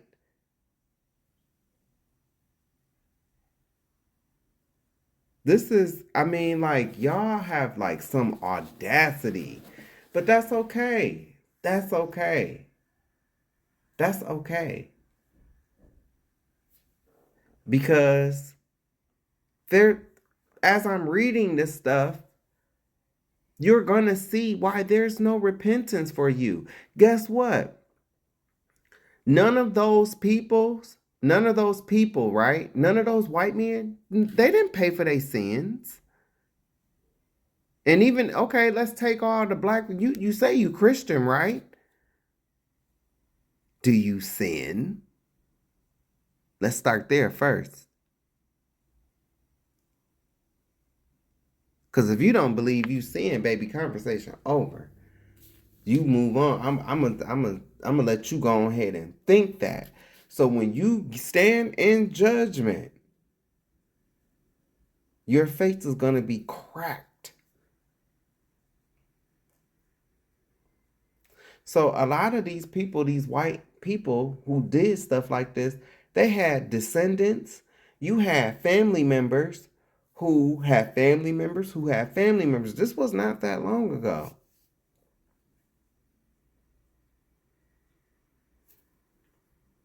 This was 140 years ago. 140 years ago.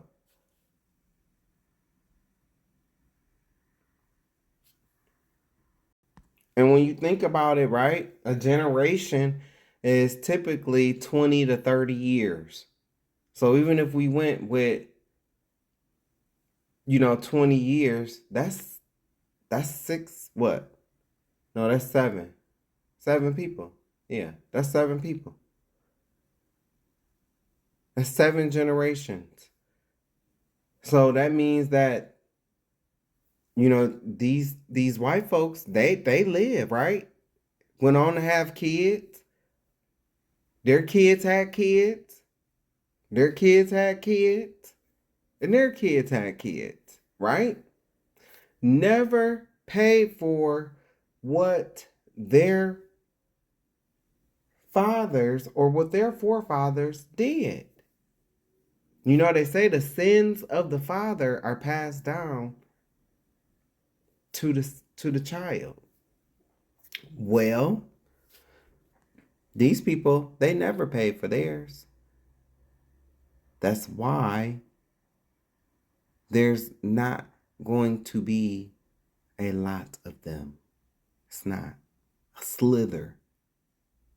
I'm talking about not a lot. So you have to understand, this is why Obadiah says what it says. Esau, the pride of thine heart deceived thee. No one was ever arrested or charged with the murders. See, this is this right here. Whose possessors, who was possessed? By who? Slay them and hold themselves not guilty. And they that sell them say, Blessed be the Lord, for I am rich, and their own shepherds pity them not. That's what's happening here. And I'm sorry to my black, you can bury your head in the sand all you want to. You can think you Egyptian. You're not.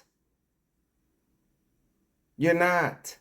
The Book of the Dead, the coffin text, ain't none of them as precise as this. None of them.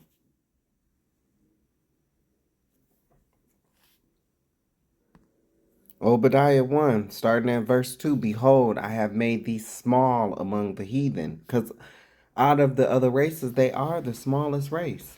Thou art greatly despised. Why? Because of the because of the stuff that they have done.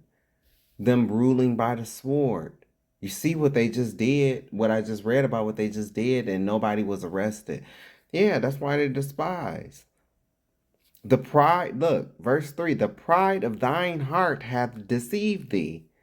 Thou that dwelleth in the clefts of the rock, whose habitation is high, that saith in his heart, Who shall bring me down to the ground? Though thou exalt thyself as the eagle, and though thou set thy nest among the stars, thence will I bring thee down, saith the Lord. Why? Why has the pride of their heart deceive thee. And he even giving you where they come from, the clefts of the rock, whose habitation is high, because they come from the Caucasus Mountains. But why has the pride of thine heart deceived thee? Hello? Whose possessors slay them, and hold themselves not guilty. And they that sell them say, Blessed be the Lord. So they're saying, oh, this is the Lord bringing us in to provoke them to jealousy. And I got rich off of this. I got rich off of selling the Lord's people. I got rich off of taking advantage of God's people. And look, God ain't even doing nothing to us. God ain't even doing this to his people. Right here, people. It's in these scriptures, man. This is what I am reading. Their own shepherds pity them not. No one was ever arrested or charged with the murder, see? But I'm going to tell you this. I don't care whether you believe we are the children of Israel or not. Just know, y'all have a lot of blood on y'all hands that you were never charged with. You were never, you never had to face the consequences for your actions. And that's why a lot of white people are not going to make it into the kingdom. It's going to be some of y'all, but I didn't even do anything. You are paying for the sins of your forefather. Robert Lowry stated that the riot was perpetrated by and was the result of the conduct of the Negroes. See? You see? You see how y'all do? See how y'all do? You gave black people black fatigue for years. And what you thought it was just going to be all peaches and cream? Nah. Now, well, you gave black people white fatigue for years. And what you thought it was going to be all peaches and cream? No. Now today, this is why you walking around talking about you got black fatigue. Well, it's this your karma.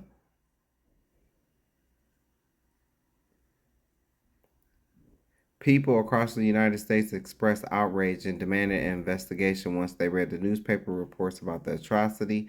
However, local or state authorities never conducted an investigation.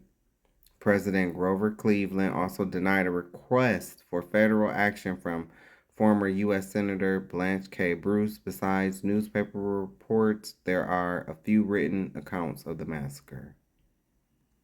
But all I can tell you is, when it's your turn in the sun, it's not going to be pretty.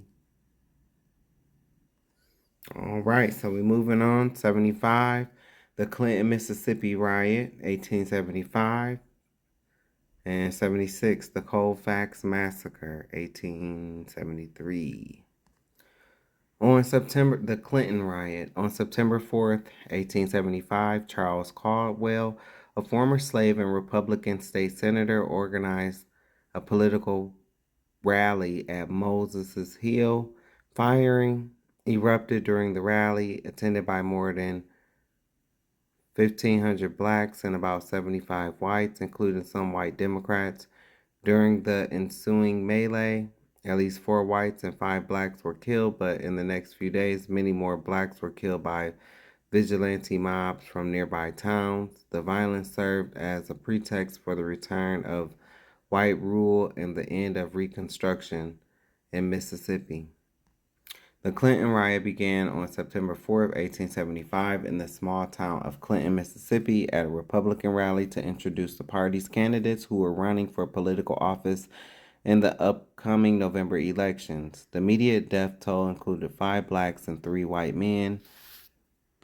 Over the next several days, an estimated 50 blacks were killed in the massacre that followed. Over 1,500 black Republicans and their families gathered on the grounds of the former Moss Hill plantation for a barbecue and political rally. Approximately 100 whites also attended, including a few Democrats from the nearby town of Raymond. In an effort to keep the political rally peaceful, alcoholic beverages and weapons were banned, and both a Democratic and Republican candidate were invited to speak. Judge Amos R. Johnston, the white Democratic State Senate candidate, gave the opening speech with no problems from the predominantly black crowd. However, the Republican speaker and editor of the Jackson Times, Captain H.T. Fisher, was interrupted during his speech when a white Democrat in the audience called him a liar. See? It's always y'all that have no respect, no couth. You're the dirtiest ones because you come from the caves. These people come from the caves. That's why they act this way. Shortly afterwards, shots were fired, and the crowd frantically ran in all directions to get away from the danger. When the gunfire ended, a total of 5 blacks, including 2 children and 3 whites, were dead, and nearly 30 others were wounded. It was reported that a white man fired the first shot, of course, but other rumors contended that an armed black Republican started the riot. Bullshit.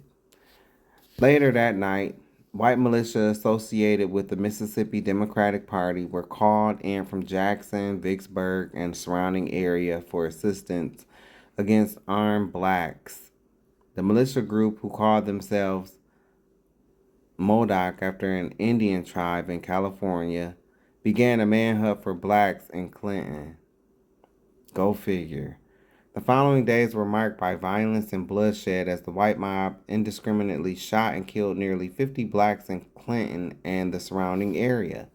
Many blacks fled to Jackson seeking the protection of Republican Governor Delbert Ames, while others hid out in the woods to escape the terror. Although Governor Ames requested federal troops to assist in restoring order, President Ulysses S. Grant denied the request on September 14. See, these presidents at the time wasn't shit either. They wasn't shit either.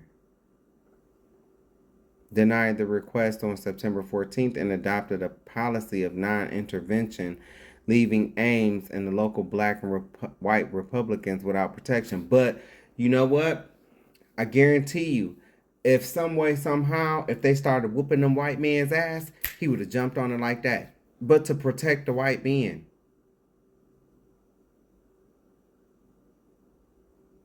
I don't get it. And it's like nothing has changed today. And these black people that really sit up and back these people.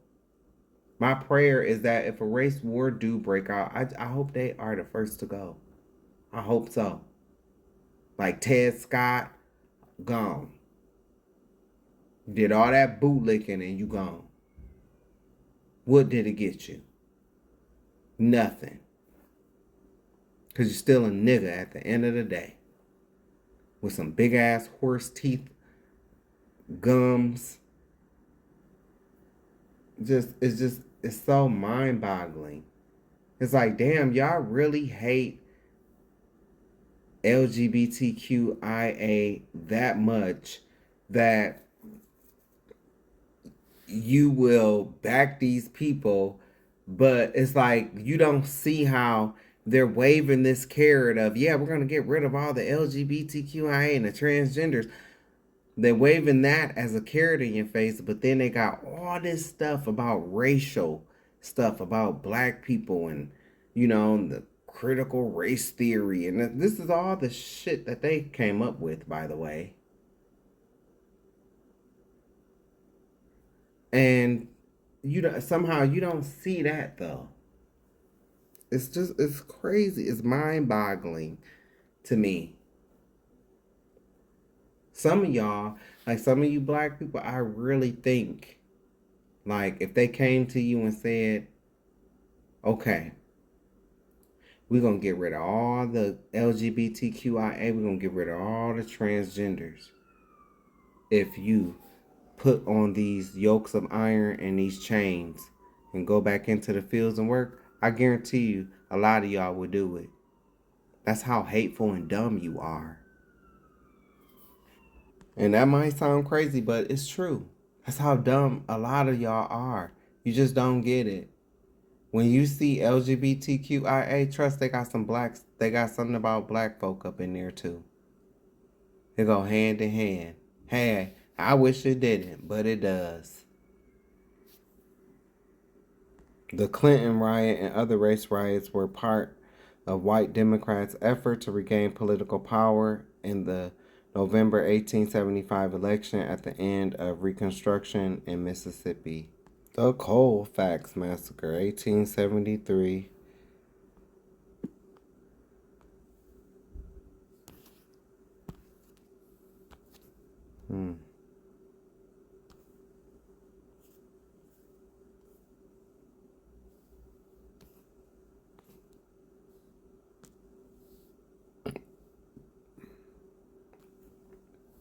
The Colfax Massacre occurred on April 13th, 1873. The battle-turned-massacre took place in the small town of Colfax, Louisiana, as a clash between blacks and whites. 3 whites and an estimated 150 blacks died in the conflict. The massacre took place against the backdrop of racial tensions following the hotly contested Louisiana governor's race of 1872. While the Republicans narrowly won the contest and retained control of the state, white Democrats, angry over the defeat, vowed revenge. Of course. Who that sound like today? And years from now, we gonna find out that these people stole the election. They stole it. Years from now, we'll find that out. The massacre took place against the backdrop of racial tensions following the hotly contested Louisiana's governor race of 1872. While the Republicans narrowly won the contest and retained control of the state, white Democrats, angry over the defeat, vowed revenge. In Colfax Parish County, as in other areas of the state, they organized a white militia to directly challenge the mostly black state militia under the control of the governor. Colfax Parish reflected the political and racial divide in Louisiana. Its 4,600 voters in the 1872 election were split between approximately 2,400 mostly black Republican voters and 2,200 white Democratic voters. One incident, however, touched off the Colfax Massacre.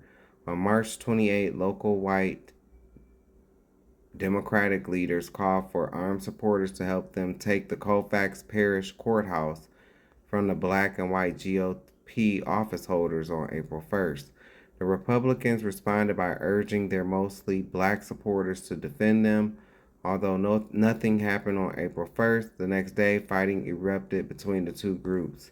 On April 13th, Easter Sunday, more than 300 armed white men, including members of white supremacist organizations such as the Knights of White Camellia and the Ku Klux Klan, attacked the courthouse. So I just want to say in my previous videos, y'all have to get into the minds of these cave dwellers. Y'all have to get into their minds, right? These are predators. These are hunters, right? They're predators. They prey on children. They do it the most. And so you have to understand that when sometimes you will hear me say, if black people all packed up and we went back to Africa and Mexicans went to Mexico and the Asians went back to, Asia and the natives, if everybody left and just left them here, within 2 years, they will be making plans to come and try to get us back. I guarantee you, because they think stuff like this is fun. Because they have the upper hand. But if it was us that had the upper hand and we were doing this to them, then they would be like they would be like those white people over in South Africa. Do you see the difference? Like the white farmers over in South Africa, they was saying they was treated so bad they were even brought over here. You see how they cry, and it's not fun when that is being done to them. But their people over here have done it to us for years, right? They get off on stuff like this. They get off on this. They get off on it. They would not, they ain't gonna do it to each other. They're not gonna do this to each other. Now, you have to realize they have nobody to blame anymore. Nobody to blame. That's what they do the best. Blame everybody else for their mistakes and their shortcomings. There's nobody to blame anymore. And now there's nobody to terrorize anymore. What fun is that? I'm telling you, they would be making plans to try to come back and get us. And this is how you know. This is how you will know. Because they wouldn't go after the Mexicans first. No, they're coming for us. That's how you know. These people are obsessed with us. They're obsessed. Why are they obsessed? It's spiritual. When are you going to wake up? This is spiritual. Jacob, Esau, Genesis 25, Genesis 27, verse 41. Wake up. When you going to wake up and realize this is Esau getting back at Jacob for what Jacob did in Genesis 27.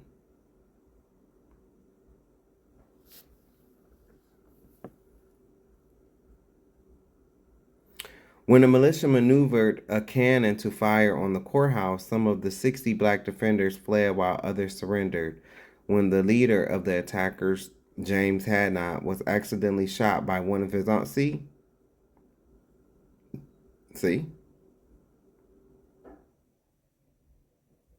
They just had the number. They had the numbers, and they didn't have the numbers. They had the weapons, and they had black folks who were fearful. Black folk who was fearful.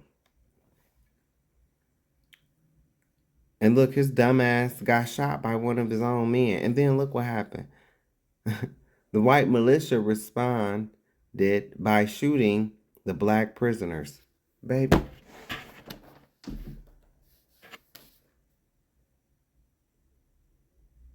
These people are the kings of deflecting and blaming others and taking their anger out on others. That's what that was I just read to you. When the leader of the attackers, James Hadnot, was accidentally shot by one of his own dumbass men, the white militia responded by shooting the black prisoner. The black prisoners didn't shoot him. Your dumbass did. He should have shot you.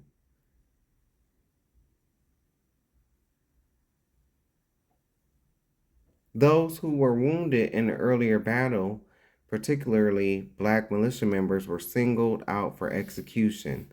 The indiscriminate killing spread to blacks who had not been at the courthouse and continued into the night. All told, approximately 150 blacks were killed, including 48 who were murdered after the battle. Only 3 whites were killed and few injured in the largely one-sided battle of Colfax.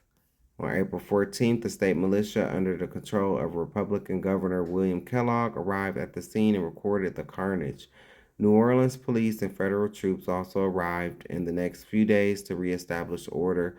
Total of 97 white militiamen were arrested and charged with violation of U.S. Enforcement Act of 1870, also known as the Ku Klux Klan Act. A handful of them were convicted but eventually released in 1875 when the U.S. Supreme Court in United States versus Cruikshank ruled the Enforcement Act was unconstitutional. Fuck the Supreme Court, man. I cannot stand the Supreme Court. It's like you're supposed to be so supreme, quote unquote, but y'all ain't nothing but a shit show. All you motherfucking fake ass justices, you should be called devils. That's what you should be called. You are no justice. You are an injustice. That's what you people, all you people that work for the Supreme Court, that's what you should be called. The injustices. Because you definitely don't serve any justice. And you haven't served justice throughout history. That's why you motherfuckers that wear them black robes, you court judges and all of you think you so high and mighty. A lot of you judges is going to burn in hell. A lot of you judges. See, because what you don't realize is you let power get to your head.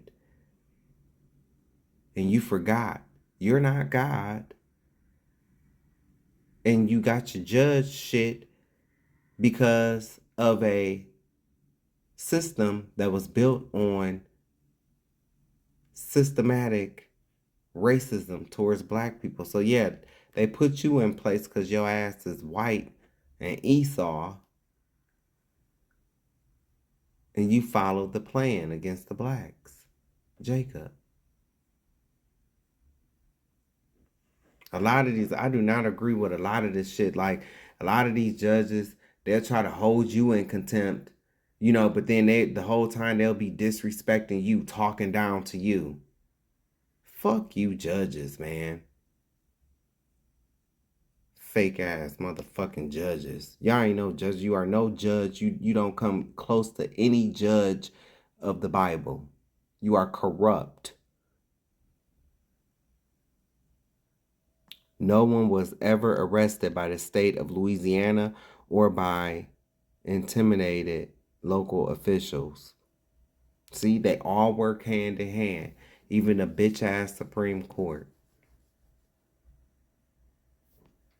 Nothing but a bunch of injustices. That's what they are. An injustice. And then what I can't stand is when you get a black one up in there. And this really bothers me.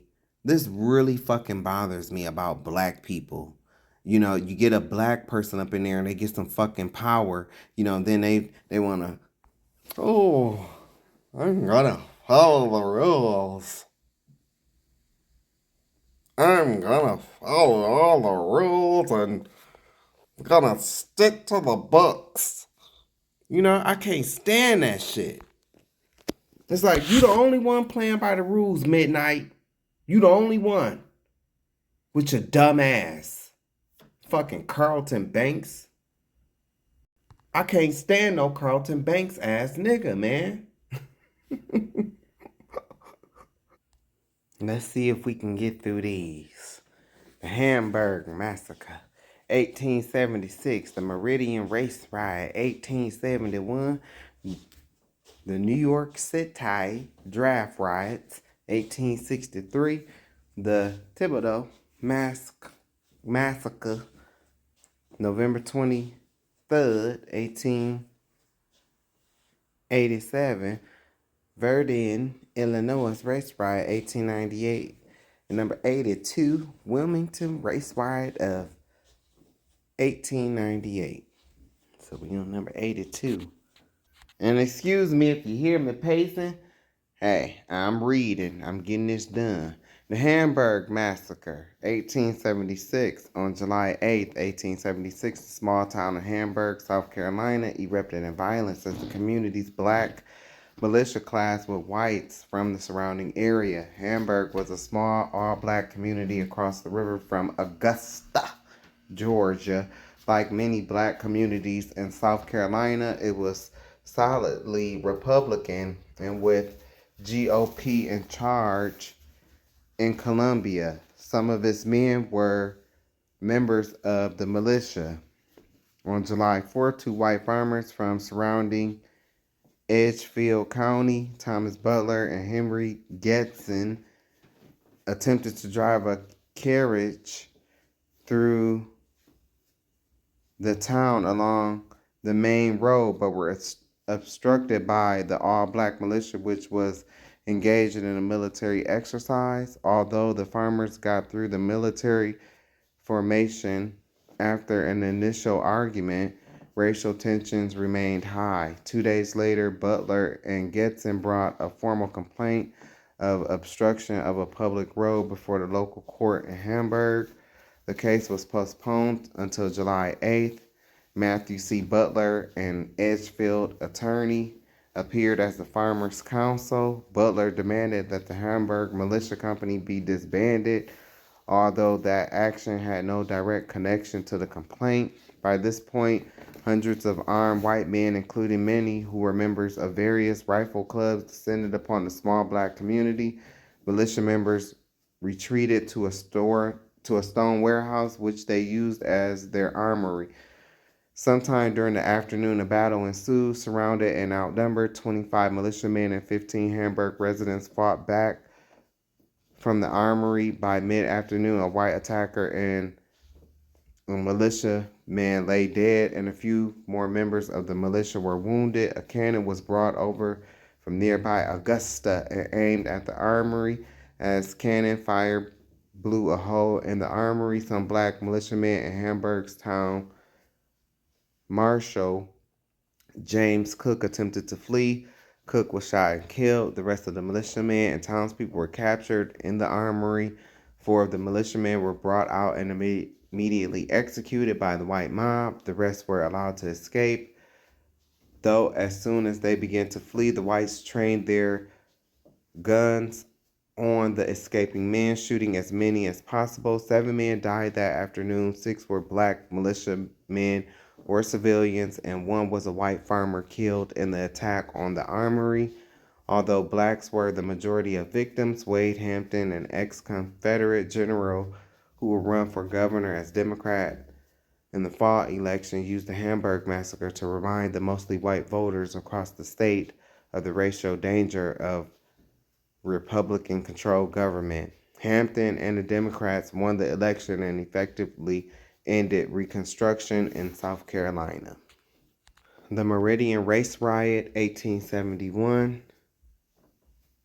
The Meridian Race Riot occurred over 3 days in March 1871 in Meridian, Mississippi. It resulted in the murders of a white Republican judge and nearly 30 blacks by a mob of vigilante whites led by the Ku Klux Klan. The riot is the bloodiest day in the city's history since the Civil War. Racial tensions have been brewing in Meridian for some time as white Democrats resented the growing political power of the newly freed blacks and the growing number of white Republican Northerners in the region who were sympathetic to the black cause. In February 1871, Daniel Price, a white Republican teacher in an all-black school in Meridian, was arrested after he disguised himself as a Klansman and assaulted a bounty hunter from Alabama who had come to illegally arrest black workers accused of breaking their labor contracts and fleeing to Meridian. Price was arrested and charged under the anti-KKK legislation with assault while disguised. Ironically, the law had never been used to actually prosecute any Klansmen for violence against blacks. Tensions escalated as a number of armed whites from Alabama arrived in Meridian, waiting for Price's trial. To avoid violence in the city, the Republican mayor, William Sturgis, made arrangements to drop the charges against Price if he agreed to leave Meridian. Racial hostilities only intensified as the death of 4 black city office holders and other black Meridian residents went unpunished. After Mayor Sturgis' request for federal troops to help end the violence was denied, and he began pressing charges against whites accused of those crimes. Prominent Democrats petitioned for the mayor to be removed from office. The Saturday prior to the riot, a public meeting to support Mayor Sturgis and to ease racial tensions was held on the steps of the Lauderdale County Courthouse in Meridian. To help calm the fears of the black residents, Black Republican leaders J. Aaron Moore, William Clopton, and Warren Tyler, along with Mayor Sturgis, urged their black supporters to remain calm and not to retaliate with violence. After the public meeting, a store owned by the mayor's brother was set on fire. The fire spread, burning nearly 2/3 of the downtown area before it was extinguished. Although it was not clear what caused the fire, a rumor spread that blacks would burn the entire city that night. A mob of angry whites led a search for Moore, Clopton, and Tyler, who were all arrested and charged with arson and inciting a riot. 2 days later, on Monday, March 6, 1871, over 200 blacks and whites, including armed Klansmen, packed the courtroom at the Conshohocken Courthouse, where the black leaders were put on trial. When the trial began, Warren Tyler, one of the accused, interrupted the proceedings to contradict the testimony of a white witness, Jim Brantley, who was on the stand. Brantley, enraged at being called a liar, grabbed the billy club that belonged to the city marshal and rushed towards Tyler. At that point, the Meridian race riot began. A shootout ensued, and the presiding Republican judge and several others in the courtroom were killed. Tyler escaped the shootout but was later chased down and shot to death by a white mob. Clopton, who was badly wounded and thrown out of the second-floor window of the courthouse during the shootout, died later that night after his throat was cut while he was under the protection of white guards in the sheriff's office. Moore escaped to Jackson, Mississippi after being chased by a white mob. For the next 2 days, the angry mob led by the Klan, terrorized the citizens of Meridian and killed nearly 30 other blacks. Mayor Sturgis, who went into hiding, was forced to resign his seat and flee the city. The state of Mississippi, as well as the U.S. Congress, investigated the riot, but no one was ever convicted of a crime. Fearing for their own safety, hundreds of blacks left Meridian, as there was no criminal action taken against anyone in the Meridian race riot. Racial violence, led by the Klan, spread throughout the South. This is the shit that they don't want to be reminded of. Do you see the cave dweller when that man called him a liar? Had to pick up a weapon first, right? Had to pick up a weapon because he wasn't going to go with him without no weapon, because they know. Without their guns, without their weapons, they are nothing. They are nothing. And on an even bigger scale, guess what? The Most High is going to use their atom bomb to spank that ass. See, these dumb white men, right? They thought that their minds are so great. We're going to build this bomb and, we're going to be the only ones to be able to use it. Like, are you dumb? You're so evil that you trusted that knowledge from the tree of good and evil, because that's where that science came from, to build that type of weapon.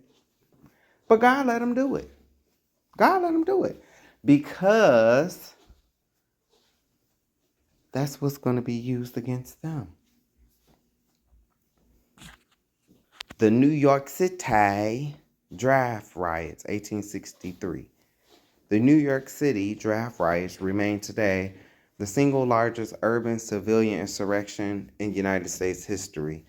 By the start of the Civil War in April 1861, New York City, New York, Mayor Fernando Wood called for the city to secede from the Union and join the Confederacy, but the response from the most New Yorkers was unenthusiastic.